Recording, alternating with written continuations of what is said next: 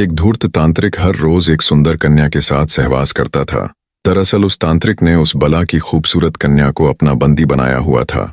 उस धूर्त तांत्रिक के पास जल के 2 कलश थे, जिनमें जादुई जल था।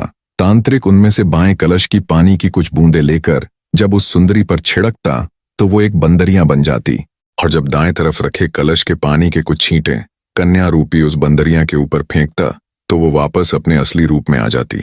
ये सब बहुत लंबे समय से चलता आ रहा था।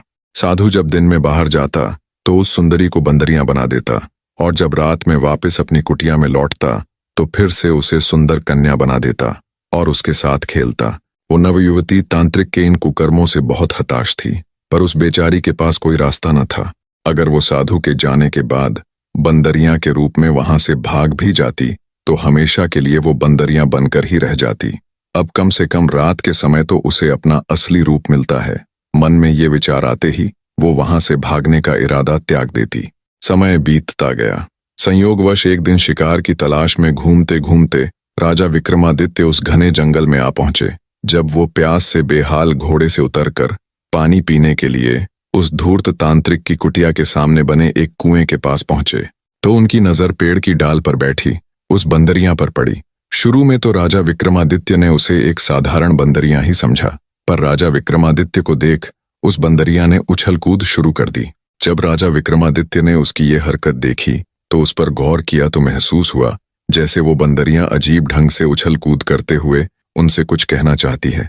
उसकी हरकत देख राजा विक्रमादित्य ने विचार किया कि कुछ तो गड़बड़ है।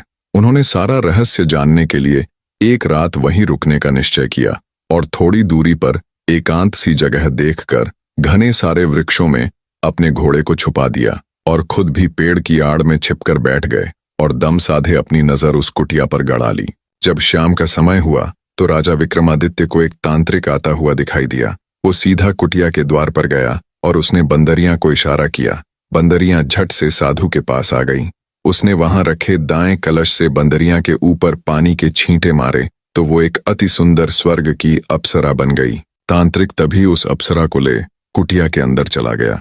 सारा माजरा देख राजा विक्रमादित्य की आंखें फटी की फटी रह गईं।